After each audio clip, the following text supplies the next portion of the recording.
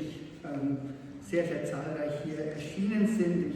Ich begrüße Sie sehr herzlich zur ersten IFI, also Institut für Iranistik, International Guest Lecture in diesem Jahr. Mein Name ist Florian Schwarz. Ich habe die Ehre und Freude, seit einiger Zeit das Institut für Iranistik der Österreichischen Akademie der Wissenschaften zu leiten.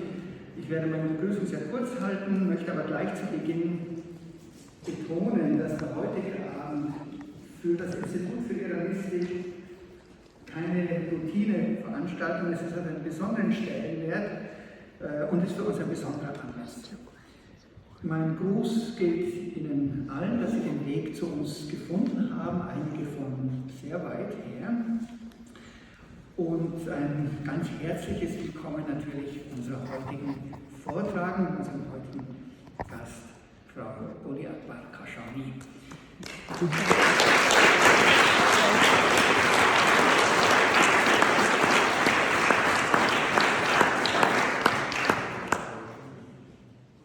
Ich danke Ihnen, dass Sie und Ihre Tochter leiten. Ich darf Sie ganz herzlich bitten, Herrn Zeilinger, dass Sie ein kurzes Grußwort. Danke.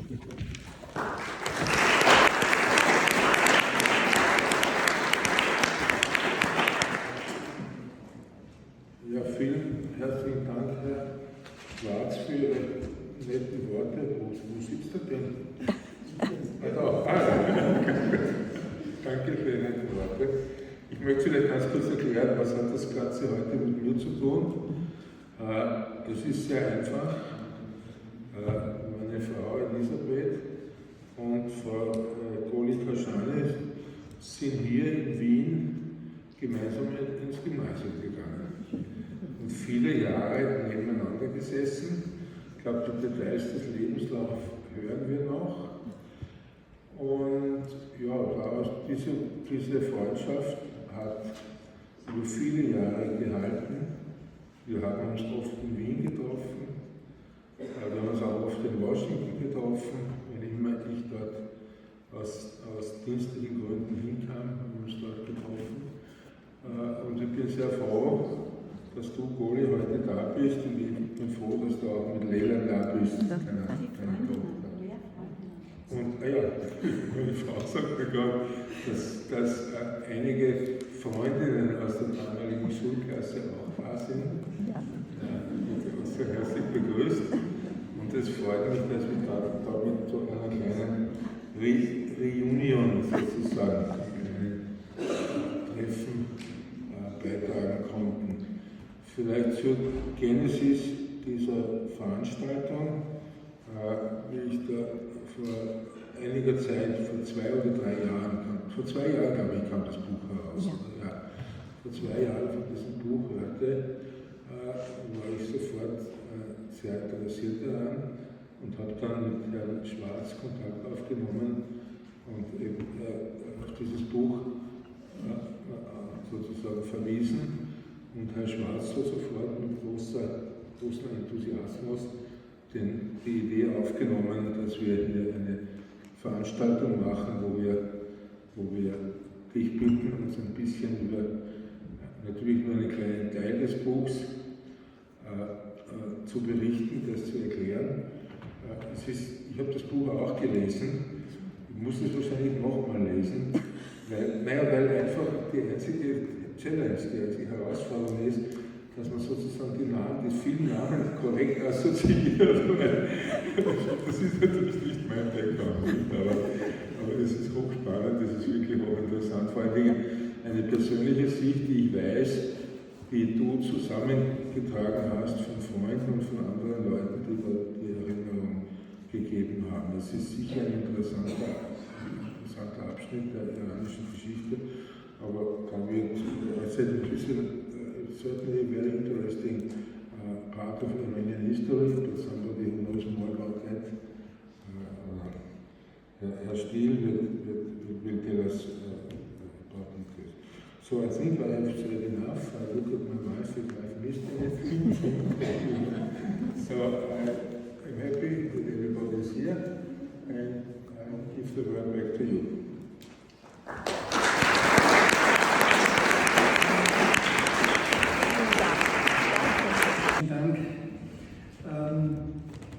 Zeilinger.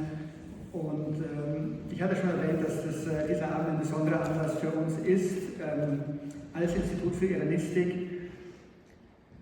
Mit Frau Kashani konnten wir eine Sprecherin gewinnen, die, wie Sie es gerade schon angedeutet haben, wirklich einen ungewöhnlich unmittelbaren Einblick in die Geschichte, zum einen einer faszinierenden und wirkungsreichen Persönlichkeit geben wird, eine Persönlichkeit, die mit Frau Kashanis Familiengeschichte ebenso untrennbar verwoben ist wie mit der Geschichte des modernen Iran, einschließlich der heutigen globalen iranischen Gemeinschaft. Wir haben, und das ist durchaus auch ein Ergebnis der kritischen und fordernden Förderung unseres Instituts in Ihrer Zeit als Akademiepräsident in den letzten Jahren auch unseren Fokus auf die moderne Geschichte Irans, einschließlich der Kultur- und Sozialgeschichte ausbauen können, und mit Dr. Robert Steele, der sehr umfangreich zur Kulturgeschichte, vor allem der späteren Pahlavi-Zeit, publiziert hat, konnten wir einen ausgezeichneten und ungemein produktiven Wissenschaftler für diesen Bereich gewinnen. Und deswegen, bevor ich kurz dann die Sprecherin vorstelle, die Biografie vorstelle, dachten wir, es liegt nahe, Dr. Steele zu bitten, das heutige Thema in aller Kürze einzuordnen. Damit machen wir auch den Übergang jetzt zum Englischen. So please, Robert, if you say a few words about the book and to the topic. Thank you. I'm very honoured to be able to say a few short words of introduction for this book, which I recently had the great pleasure of reading, which I enjoyed very much and learned a great deal from.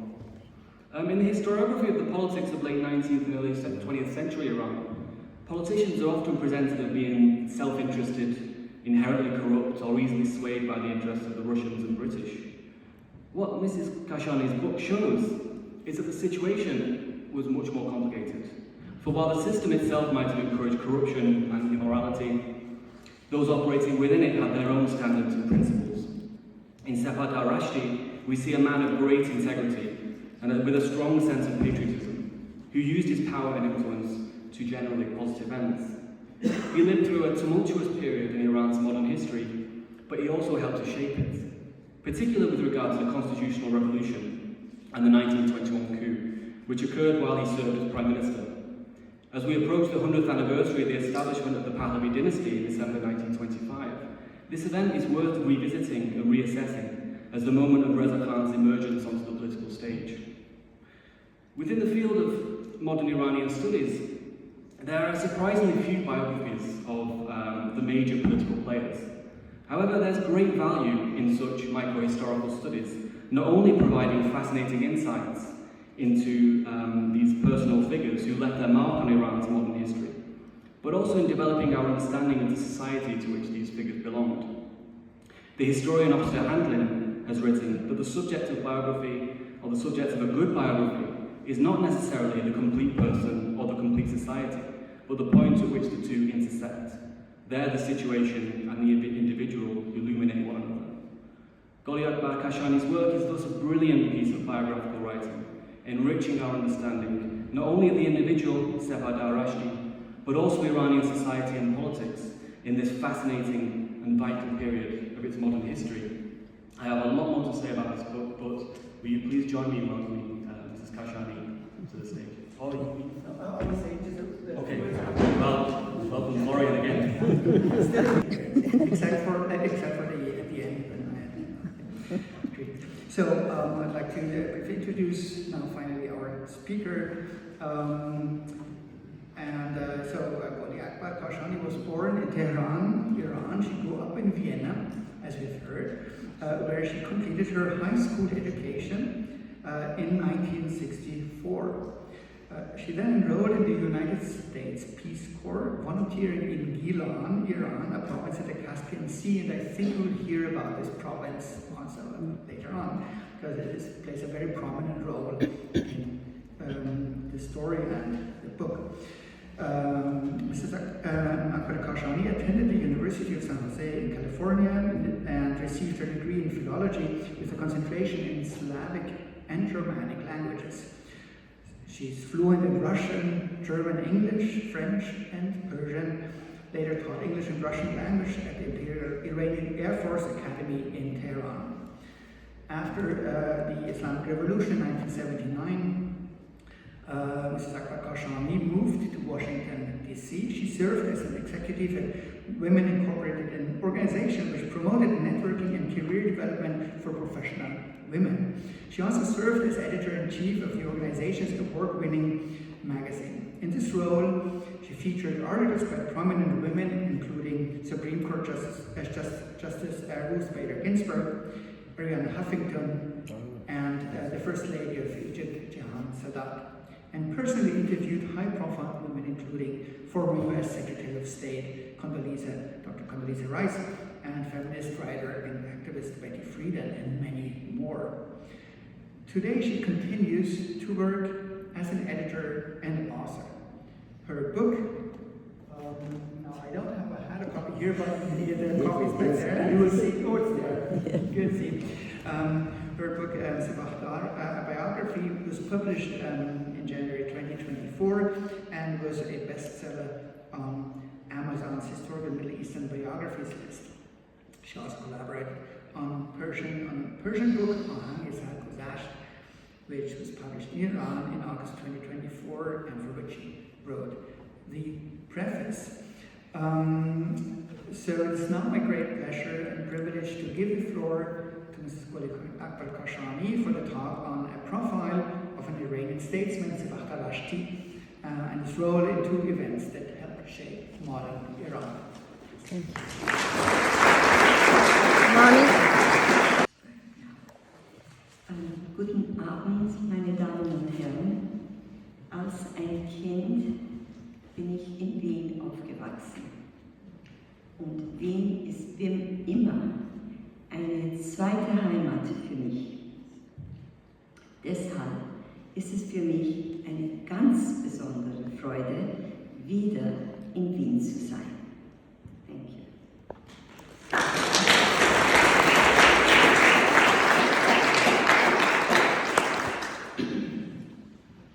Thank you very much for being here. I'm truly honored to be speaking with you. I'd like to express my appreciation to the Austrian Academy of Sciences and for the honor of speaking to a distinguished group, including esteemed Nobel laureate, Professor Anton Zeilinger.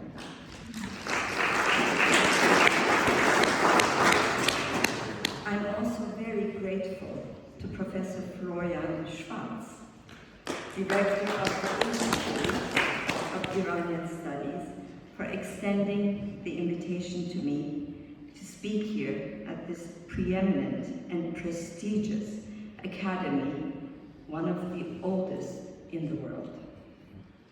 Tonight, I will share with you historical events that significantly influenced modern Iran, although they took place over 100 years ago. They still have tremendous importance for the people of Iran to this day.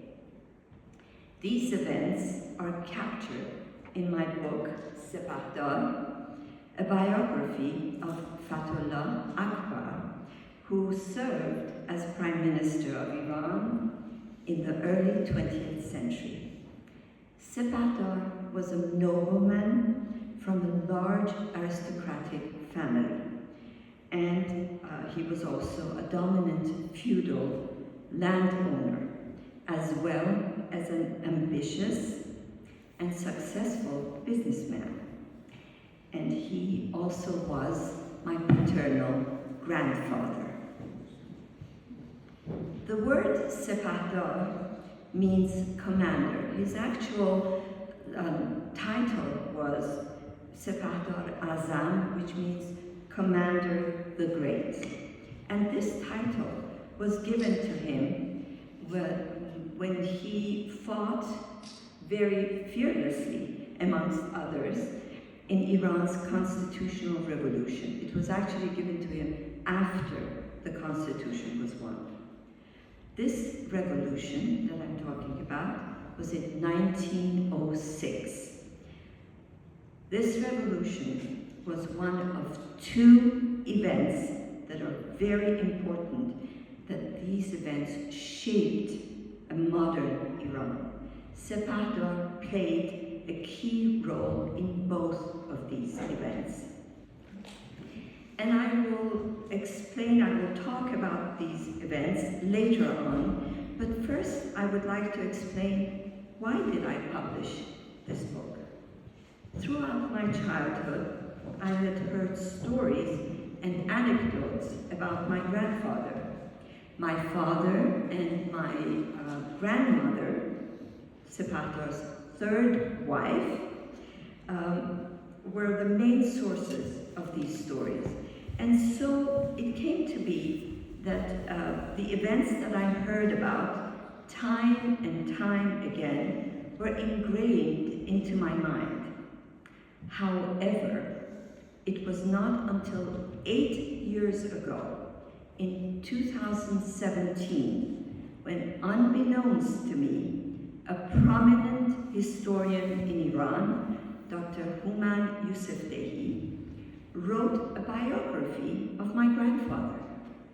Although his research was impeccable, still this historian posed some questions about missing parts of Sepahtar's life in his book. There were also events that I knew about, but they were missing from this biography. That inspired me to research further, to learn if the stories that I had been told in my childhood were true. It was important to me to finally give a complete, balanced, and well-researched account of the positive and the negative aspects of my grandfather's life and the geopolitical landscape of the time. Because I live in the United States, my publishers in Washington, D.C. helped me secure a team of a scholar, a historian, and a translator based in Tehran who had access to a trove of documents. And what did we learn? With the help of this team in Tehran, we were able to cross-reference all the facts, and we found the missing parts to the puzzle that others were searching for. I compiled information from key findings from that recent Persian language biography. I also conducted several interviews with people who had insight into Sepahtar's life and its impact. The sources also included archival documents, including original letters which Sepahtar had written, and also his speeches, royal decrees by the Shahs whom he served, and finally, what I found to be the most interesting, which was fascinating to me, were the British Foreign Service correspondences at that time in the form of telegrams. And these telegrams are now found in the library of the Parliament in Tehran. And some of them are in my book, some of these telegrams. These telegrams are wonderful sets of exchanges between high-ranking British diplomats that give you the texture of the relationship between these individual diplomats and their, most importantly, their perception of the situation in Iran at the time. And some of these telegrams, as I said before, they are in the book. For some background about Sepahtar, the man. Sepahtar Azam Rashti, as he is sometimes called, lived from mid-1800s to almost mid-1900s. And during his long life, he saw the reign of 5 monarchs. During his 40 years of public service, Sepador was appointed Prime Minister twice, and he served 8 times in various cabinets as Minister of War, Minister of Interior, Minister of Post and Telegram, and Minister of Justice.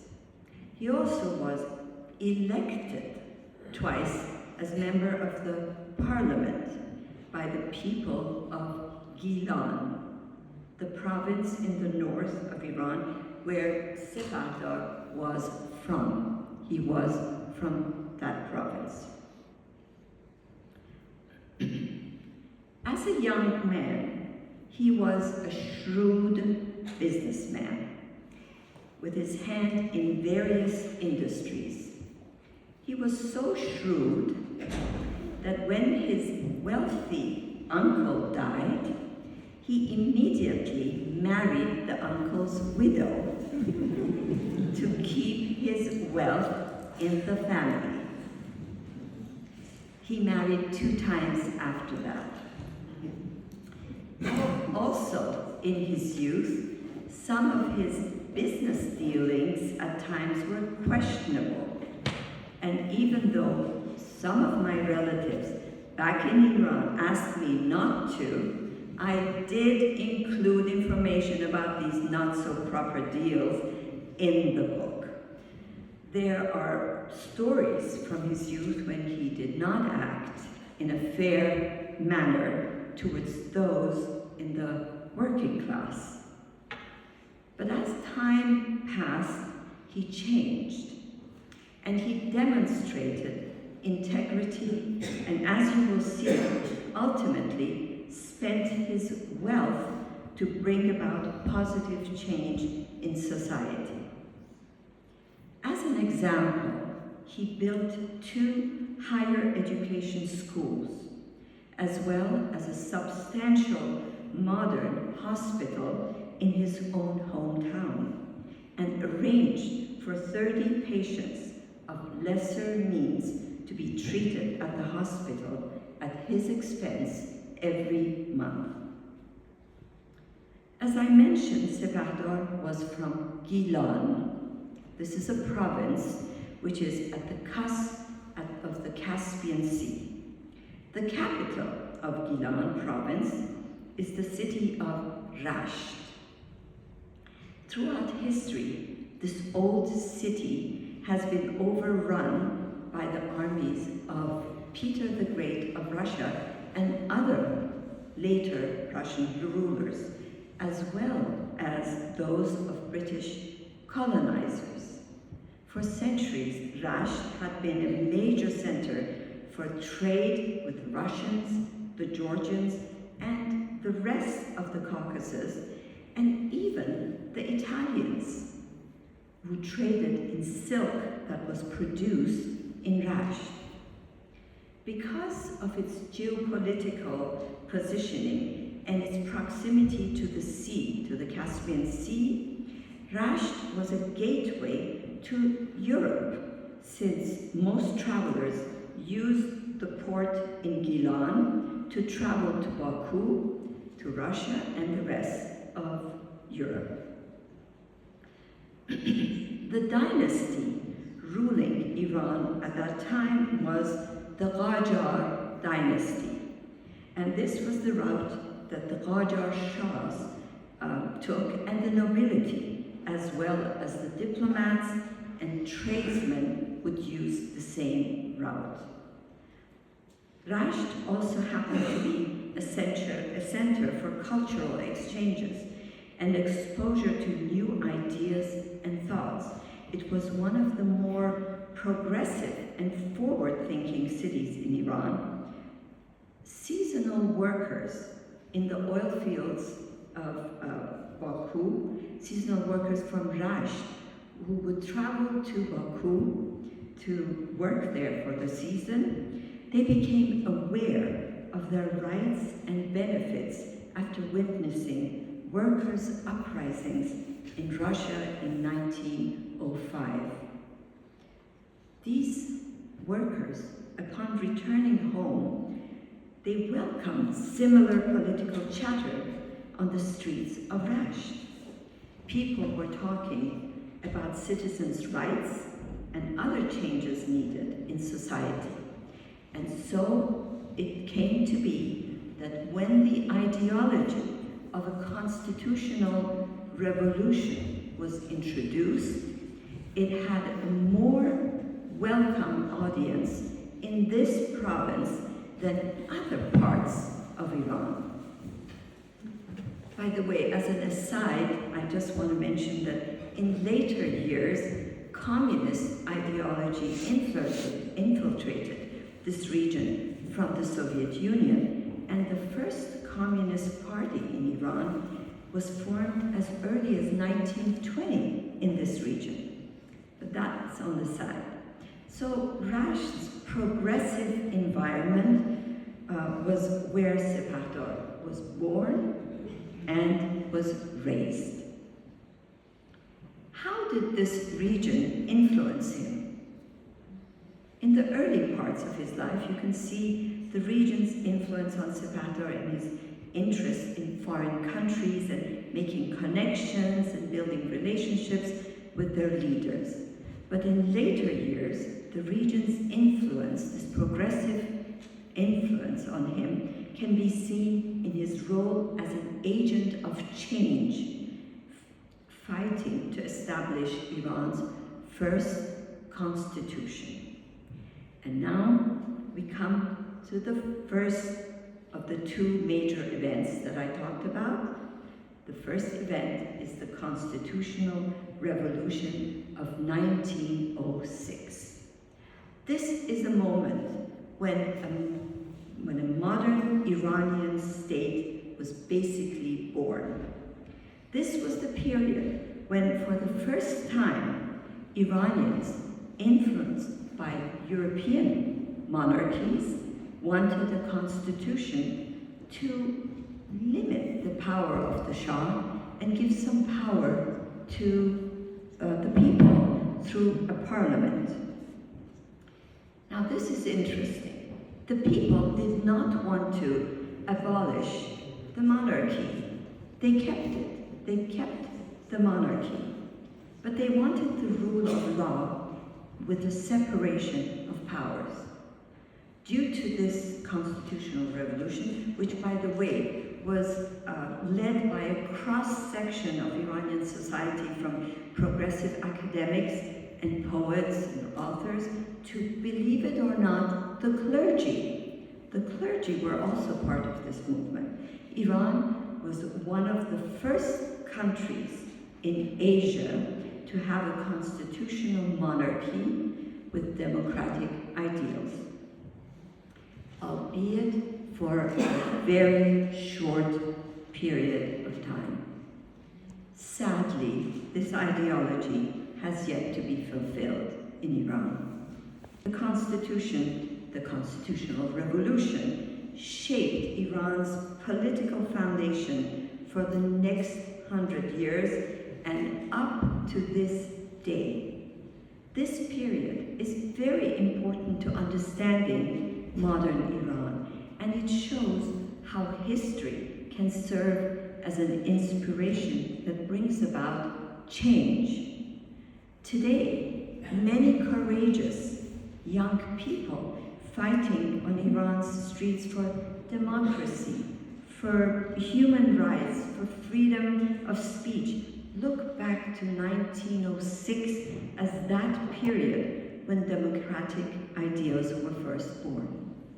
You see, back in 1906, when the Constitution was being formed, the powerful clergy, who played a major role in the movement, demanded that the Islamic Sharia law be implemented in the Constitution. At that time, the Iranian people pushed back, and they rejected that idea. And thus, the national parliament was established. It was called the Majlis. Now, in comparison to that, after the 1979 Islamic Revolution in Iran, the secular government in a monarchy was replaced by an authoritarian theocracy with Sharia law. These Islamic Sharia laws from 1979 still apply to this day. Today's youth are well aware of the history of their ancestors successfully pushing back against the powerful clergy's demands in 1906. Specifically, they draw on the resistance for fighting for their freedom today and for reclaiming the constitution that was written in 1906. Now, as for Sepahdor's role in the constitutional revolution, it evolved. It evolved from a naysayer who was against it in the beginning. He was a feudal landowner. It wasn't to his benefit. But then very quickly, he became one of the movement's political leaders and major financial supporters. The constitutional revolution involved many years of demonstrations and countrywide strikes in the bazaars. Sepahdor supported the striking bazaar merchants, and he helped them to strike until the victory of the movement. He financially supported progressive writers and poets and progressive journalists and newspaper publishers. After all of these uprisings, finally, in 1906, the Qajar Shah signed the constitution, and the first national parliament was formed. However, 6 months later, the Shah had a stroke and he died. His son, the crown prince, ascended the throne, and this new Qajar Shah strongly opposed the constitution, and he was a tyrant. Once again, the Iranian people organized, this time to discuss how to convince the Shah to accept the constitution. And many of these gatherings and committees took place in my grandfather's home, either in Tehran or in Rasht. At one of these events, it was decided that a group of 60 constitutionalists would visit the palace to convey their opposition to the Shah. They asked Sepahdor and 2 other leaders to join them, and specifically they asked for them to confront the Shah on their behalf. As Sepahdor and the 2 other leaders expressed their complaints to the Shah promptly ordered the arrest of Sepahdor and the 2 others, and they were shackled in chains and thrown into prison. Not too long after this incident, in 1908, the Shah, with the help of a Russian brigade and their cannons, bombed and destroyed the national parliament. The Shah bombed his own parliament. And this bombing prompted the other leaders of the constitutional movement across Iran to rise up and deploy their troops in order to defend the constitution in Tehran and to overthrow this Shah. Meanwhile, the Shah had sent Sepahdor into prison, from the palace prison, into a remote, far away mountainous village and away from the capital. But even from there, letters and documents show that somehow Sepahdor was in contact with the constitutionalists, directing their activities and funding their troops.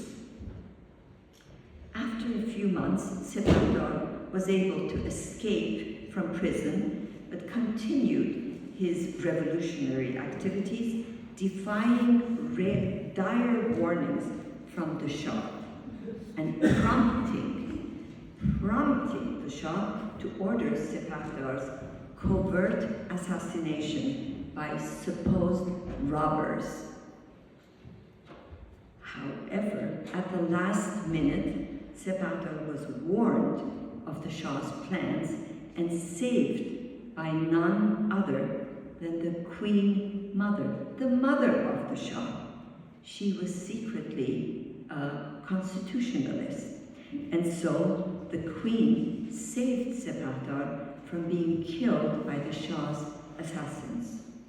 Meanwhile, the opposition troops from all over Iran united, and they arrived in Tehran and conquered the city.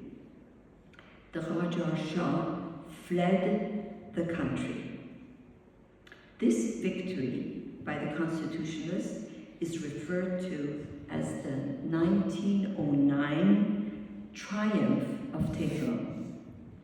Interestingly, the constitutionalists ordered the 12-year-old son of the fleeing Shah to stay and serve as the new Shah, preserving the monarchy once more.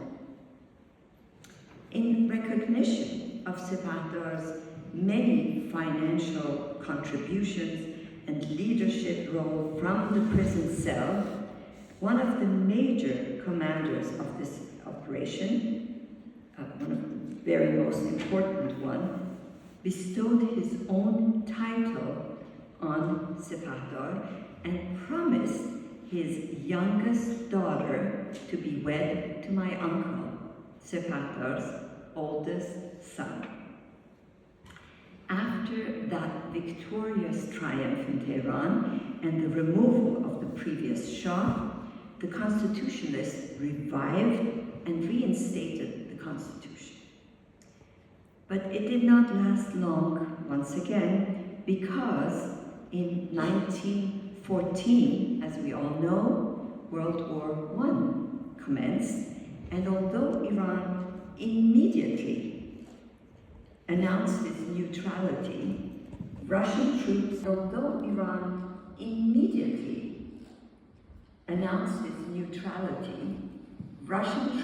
from the north and British troops from the south entered Iran and occupied the country. At the same time, there was an immense attack by the Ottoman Empire from the west into the country. Along with World War I and all these foreign invasions, Iran also was thrown into a nationwide drought in 1916, right in the middle of the war. The Shah, who was now, that 12-year-old Shah was now a teen boy, he ordered his palace silos to be immediately filled with grain. And the Russians also stocked up on grain for their troops in the north of Iran. But the British not only kept the grain in the country as a reserve for their troops, they also monopolized the rest of the supply. These actions caused the country to plunge into a major famine, and between 1917 and 1919, there are documents that show that several million Iranians, in fact, 40% of the country's population, lost their lives because of the great famine of those years. The government of Iran complained about these Russians and the British hoarding the grain, and they complained at the Versailles Treaty in 1919, at the end of the war, but neither party acknowledged any fault, and they blamed the other. This was a great humanitarian catastrophe.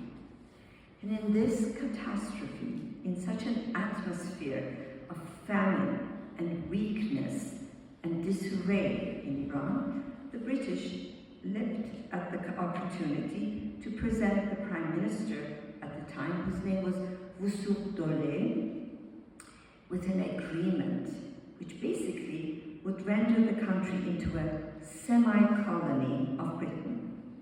Wusuf Dole, the Prime Minister, secretly signed this agreement in 1919. Since the Constitution was still quasi in effect, the signed agreement with the British, now known as the 1919 Agreement, had to pass the Majlis, or the Parliament. And this is how the people and the politicians were made aware of the Prime Minister Wusuf Dole's signing of this agreement and betrayal of the country. We'll find out later why he did it. One of the ministers in this cabinet was Sepahtar, who served as Minister of War. Upon hearing this news, he resigned in protest of Wusuf Dole's signing this agreement. And this now brings us to the second event that, along with the constitutional revolution, shaped modern Iranian state. The second event that shaped the modern age of the country was a coup d'etat that occurred 2 years after the scandal of the 1919 agreement. The year was 1921, 15 years after the Constitution was first signed. Remember that these 15 years included drought, famine, foreign occupation, World War I, and a continued geopolitical struggle with Britain and Russia. By 1921, Iran was plunging into chaos. There continued to be famine, and now there was disease and lawlessness, and the currency was devalued. The bankrupt government was dependent on foreign payments, and the threat from Russia was always looming. To show you how troubled Iran was, over the last 15 years, there were 26 different prime ministers. In 15 years, 26 different prime ministers.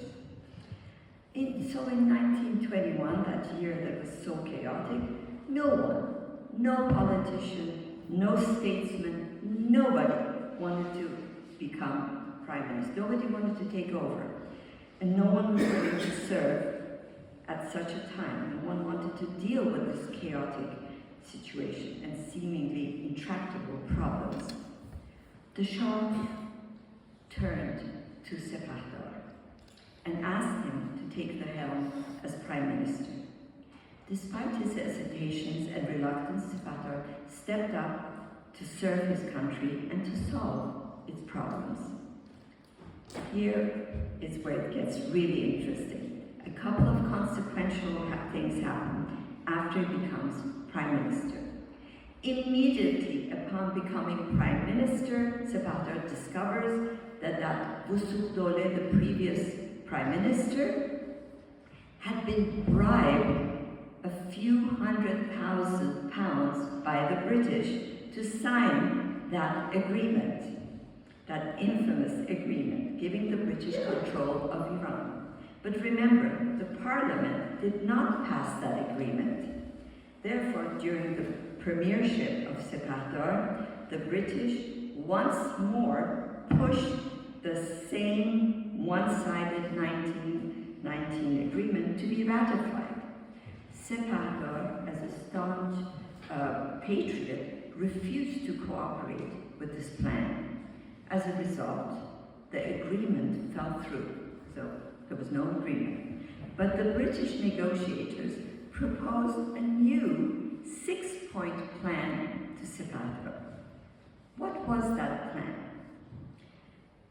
Number 1, full control of Iranian military forces was to be delegated to British commanders. Number 2, full control of Iranian financial affairs was to be delegated to British advisors. I will not go through all the 6 for you. I'm not going to give you, you get an idea of what the rest of them would be. But I'm just going to say that we all know that any country that asserts full control over another sovereignty's armed forces and finances is fundamentally owning that land as a colony. And of course, Sepahdar, the patriot that he was, opposed this British plan as well. Just as a background, Sepahdar, interestingly, had a very good relationship with the British. He was sometimes even called an Anglophile. And actually, with all the diplomatic corps, he had a very good relationship. There was a reason for that. They all traveled the same route through the Caspian Sea coming to Iran. And once they arrived at the port in Gilan, they usually stayed at the homes of aristocratic families, such as Sepahdar. They rested there for maybe 2 weeks and then traveled further to Tehran. So this way, Sepahdar got to know the diplomats very well. One time, in 1902, one of the guests happened to be a close cousin of King Edward VII of England. Sepahdar welcomed this British nobleman to his home and showed him his utmost hospitality. In response, King Edward VII of England knighted Sepahdar later that year, making him the Knight Commander of the British Empire.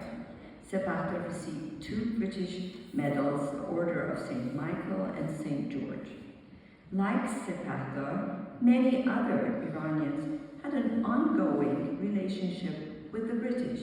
Since 19th century, Iran had an intimate, ambivalent love-hate relationship with the British. For over a century, there had been interaction and engagement with the 2 countries. But when the interests of Iran were threatened, Sepahdar refused to cooperate with the British. In fact, one of the correspondences between the British ambassador, Mr. Norman in Tehran, and the foreign minister, Lord Curzon in London, captures Sepahdar's loyalty to his country. The telegram states, and I quote, "Sepahdar is the most honest politician. He is unbribable," end quote. So when the British realized that Sepahdar was not going to cooperate with them on this issue, so what did they do?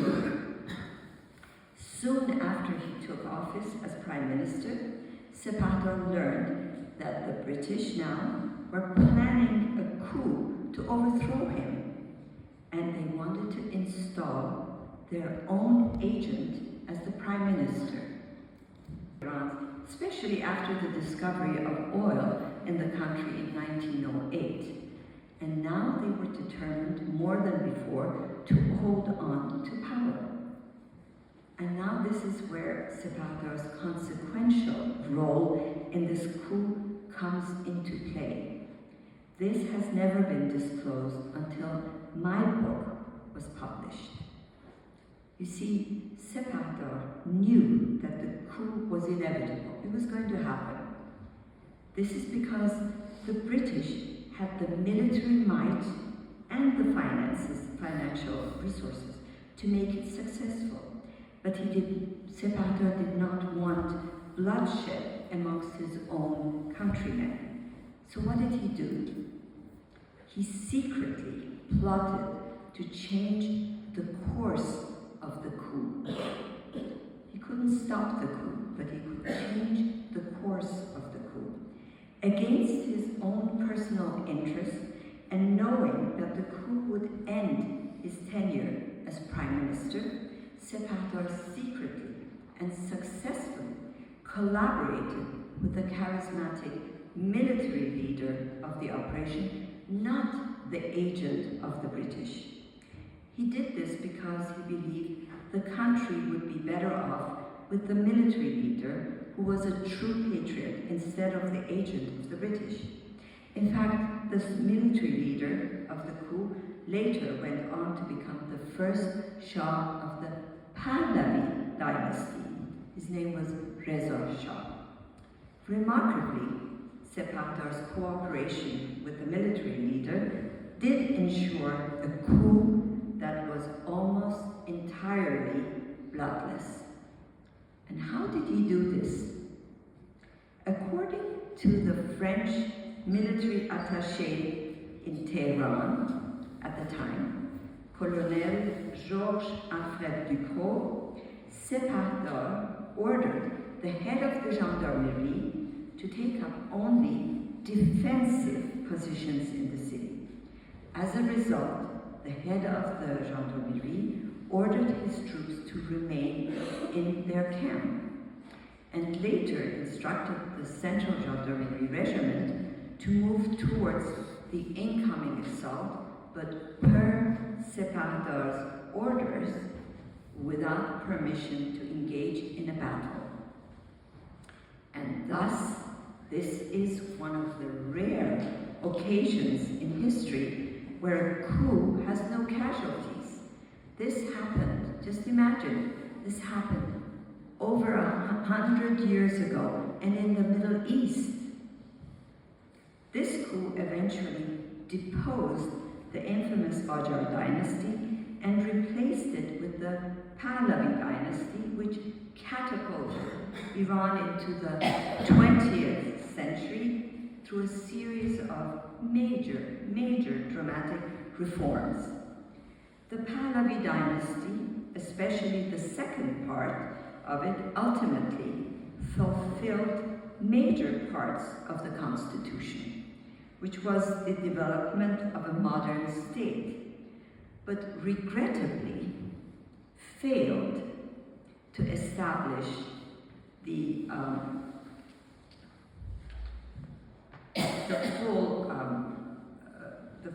full constitution, and it didn't give the rights to the people. The significance of these two events, in which Sepahdar played a key role, the 1906 Constitutional Revolution and the 1921 coup, is profound in Iran's history. As you can see, Sepahdar's life had many setbacks and triumphs, yet ultimately his aim and his quest remained the same: to form an independent democracy in Iran. Although at the end the impact of both of these previously mentioned events sadly never survived, the democratic ideals of the early 20th century slowly disappeared, and the vast, impressive developmental programs of the Pahlavi dynasty, they were all stopped by the 1979 revolution. Nevertheless, the seeds of the founding principles of freedom, democracy, and modernization in Iran were planted. And because their roots are so deep, I have no doubt that in the end, Iran will enjoy the fruits of these two events and prosper in a democracy that it deserves. Thank you very much.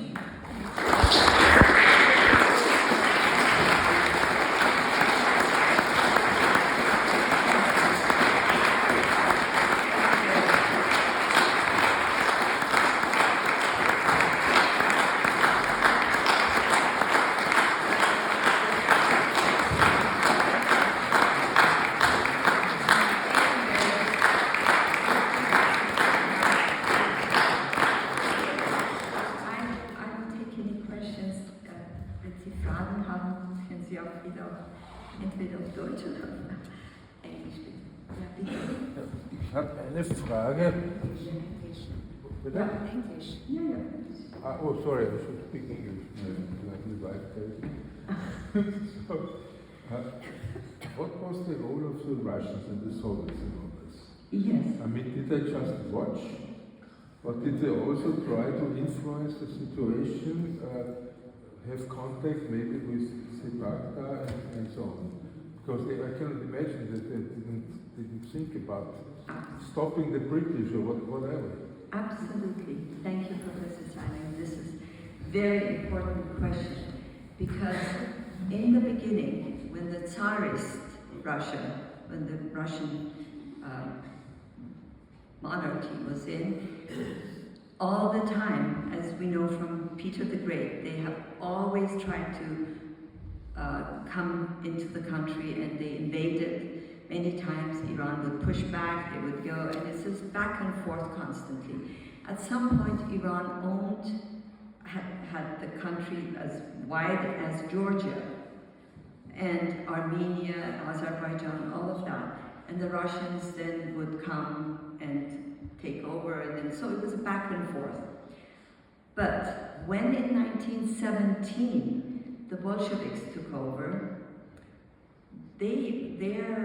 one of their biggest talking points was they didn't want imperialism. And so they said, we are pushing back. So, but of course later on they came back again, in the Second World War they were there. But at that time, the British were lucky because they pulled back. The Russians pulled back, and that's when in 1919, the British could have all this power that they had.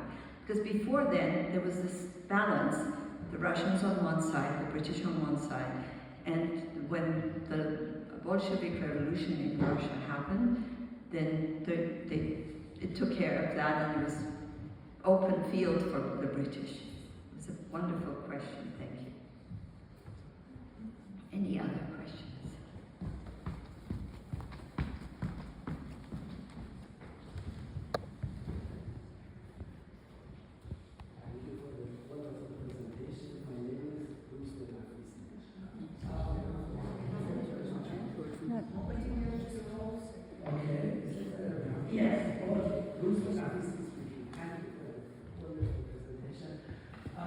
So are you suggesting that actually the British installed Reza Shah, at least supported the coup d'etat, for example, especially before the coup took place? Because as we know, there are some opinions, especially recently, which are otherwise. I'm just curious to know what you think. Thank you. Thank you very much. I can say from what my research says, I'm not sure if other people have other research, I would welcome that, but from my research is that there was going to be a coup anyway. The British did not want Zapata in place because he was not cooperating.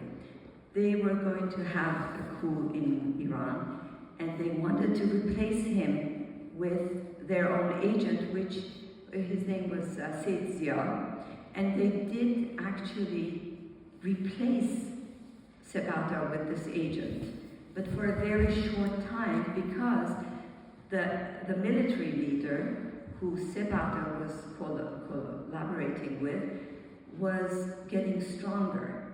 So the coup was not because Reza Khan wanted the coup, it was because the British wanted the coup. And he was a military Cossack leader, so the coup would have happened anyway. This was not the coup that Reza Shah or Reza Khan wanted to implement. And it was a power play between the British and the people who wanted non-British agents. And this is from my research. Thank you. Yes, please.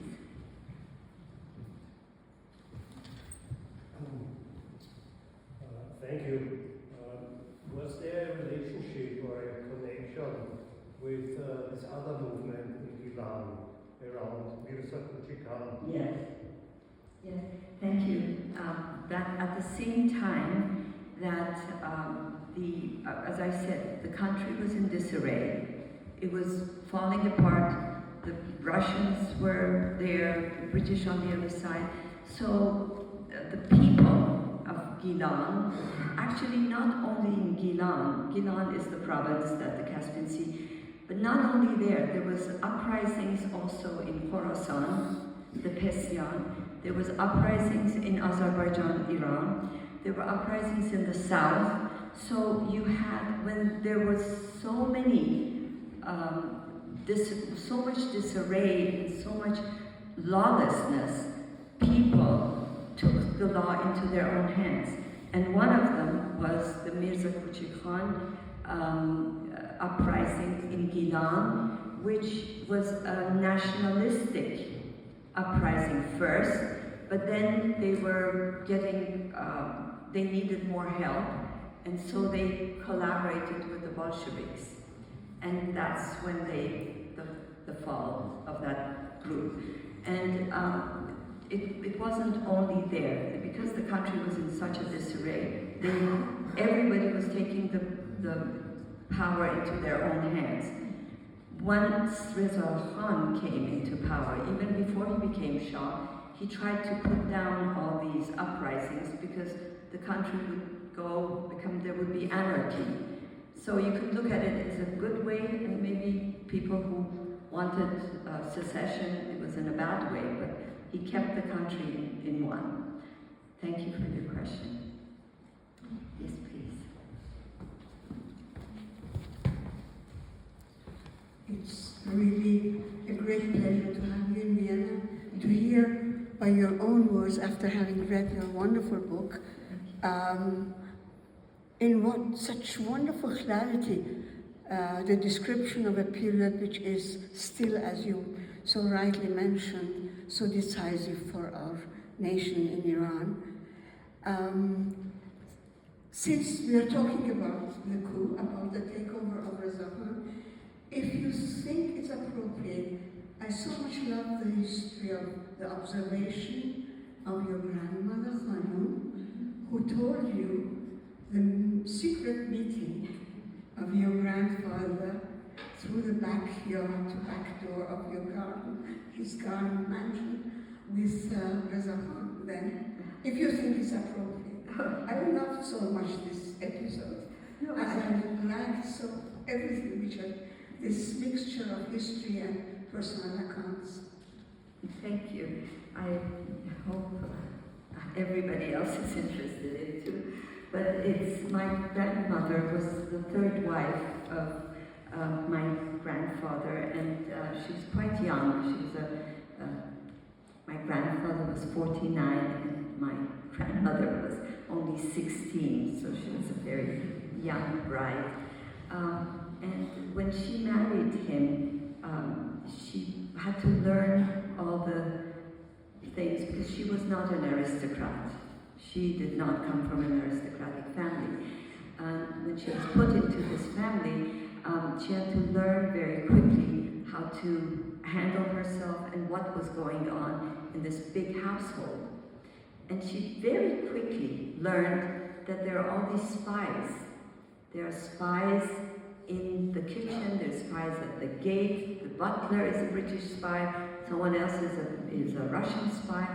And then she had these women who were working for her as their maids or women in waiting. And she would deploy these women to go and they would spy on the spies.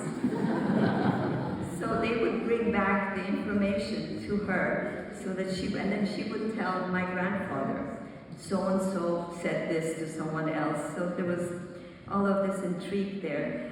And the good part was also, Charlotte, that she remembered so well, and she could tell me these stories when she was very old, because she passed away in 1975.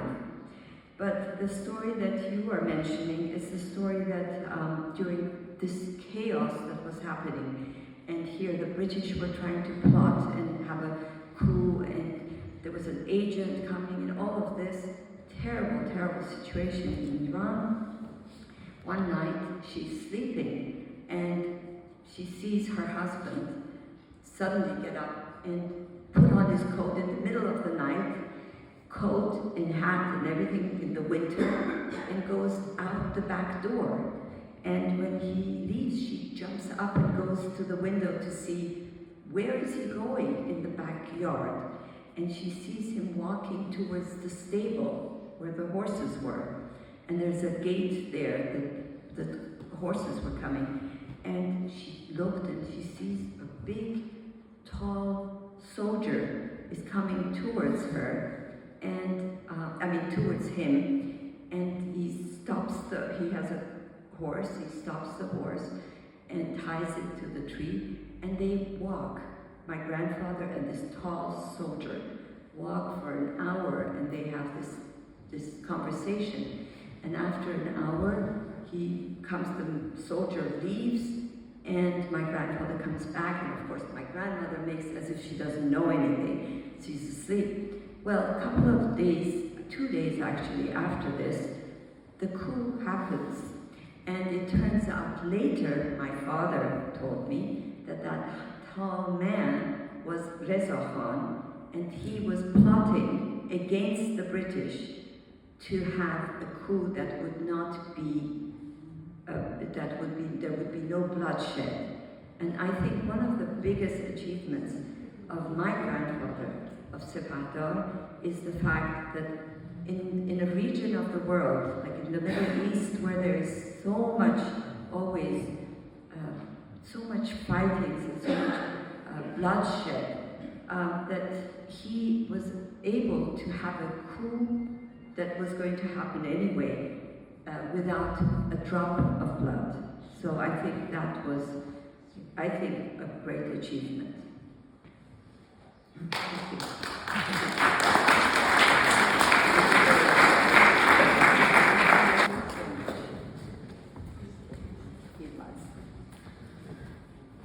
Thank you so much,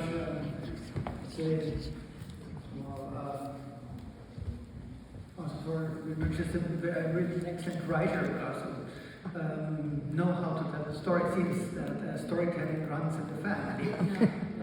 So thank you for a very interesting history, very well told. Ganz herzlichen Dank. Für uns ist es auch als Institut für Romanistik ein bisschen eine Eröffnung gewesen für eine lose Reihe von Veranstaltungen, die wir über die nächsten 2 Jahre planen. Denn wir in gewisser Weise begehen wir ein Doppeljubiläum 2025, 26. Es vor 100 Jahren, dass dieser Übergang von der Kadscharen zur Pahlavi-Dynastie vollzogen wurde, der einfach sehr, sehr bedeutende Auswirkungen hatte auf die Geschichte Irans und auch darüber hinaus. Und da wollen wir einige Veranstaltungen machen. Es war eine wunderbare Eröffnung auch dafür, und ich hoffe, Sie bleiben alle interessiert und uns gewogen. Ich darf Sie jetzt einladen, wir dürfen Sie einladen nach unten zu einem kleinen Empfang. Der wird natürlich in keiner Weise vergleichbar sein mit dem, was Ihr Großvater in Gila zu tun hat. Ich glaube auch nicht, dass wir uns die Briten damit gewogen machen würden. Aber vielleicht Sie, es ist auch nicht, was die meisten von Ihnen, was wir an persischer Gastfreundschaft kennenlernen durften. Damit können wir es nicht vergleichen. Aber zumindest eine kleine Geste und vielen Dank. Dankeschön. Vielen Dank.